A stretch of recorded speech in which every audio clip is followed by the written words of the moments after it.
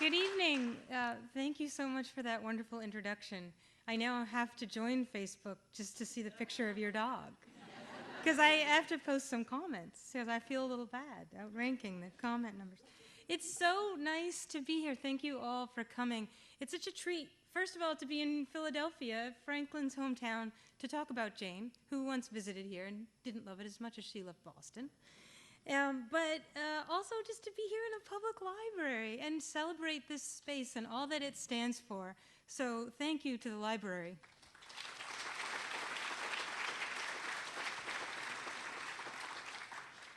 I am hoping that none of you have ever heard of Jane Franklin, because I want to tell you the story of her life, and we don't have that much time to do it. She led a rich and fascinating life, and I'm going to try to give you a whirlwind tour of it, and we're going to be looking at some slides, and I even have props. That's how I teach. So sit back and listen to this tale that I hope is unknown to you. In 1771, Benjamin Franklin sent his sister Jane a pair of spectacles. Or rather, he sent her 13 pairs of spectacles with lenses of every size from 1 to 13. And he sent her too instructions for conducting her own eye exam. This is like, you know when you're at the optometrist and they put that horrible thing over your face and they flick the lenses and you have to say like, which is better, A or B, and they all look the same? This is what Benjamin wrote to Jane. Take out a pair at a time and hold one of the glasses first against one eye and then against the other, looking on some small print. If the first pair suits neither eye, put them up again before you open a second. I advise your trying of each of your eyes separately, because few people's eyes are fellows. I love that. So the question this raises for me, as a biographer trying to write about Benjamin and Jane Franklin, what does it mean to be one of a pair and not be fellows? Benjamin Franklin was born, alas, not here in Philadelphia, but in Boston, my hometown, in 1706. He would surely have been a Red Sox fan, I think that's clear. His sister Jane was born 6 years later. This is from the Franklin family record book chronicling their births. He was the youngest of 10 sons. She was the youngest of 7 daughters. That's 17.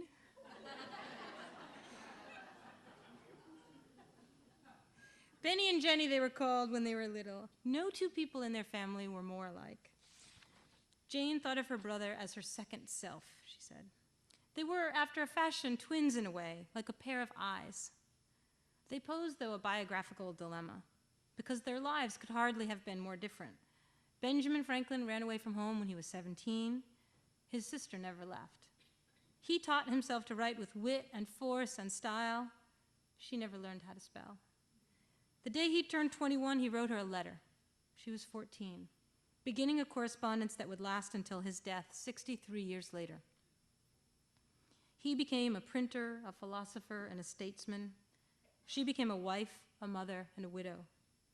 He signed the Declaration of Independence, the Treaty of Paris, and the Constitution. She strained to form the letters of her name. He loved no one longer. She loved no one better. Benjamin Franklin wrote more letters to his sister Jane than he wrote to anyone else. And all her life, she wrote back. Letter after letter filled with news and recipes and gossip. And when she was truly, sorely vexed, and only then, with her blistering opinions about politics.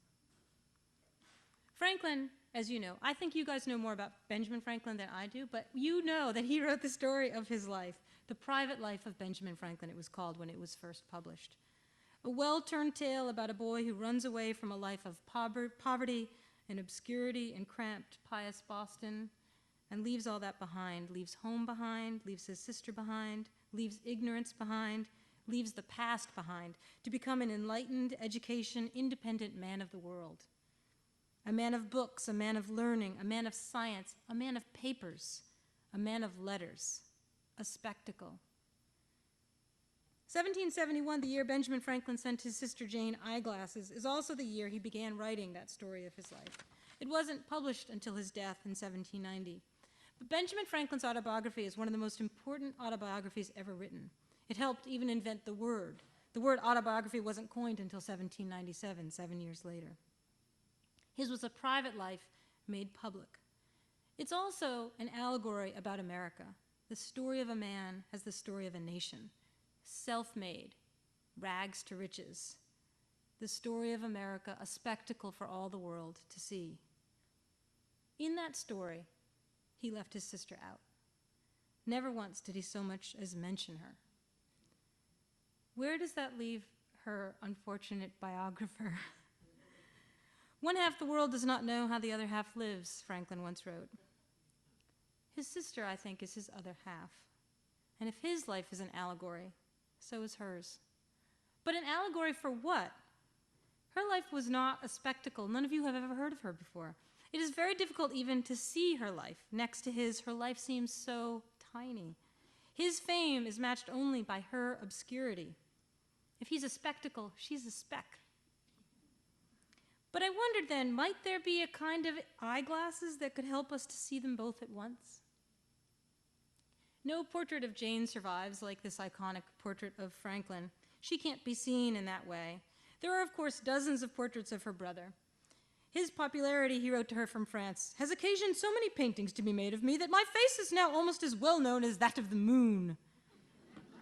She wrote back, yeah, and it's just as changeable.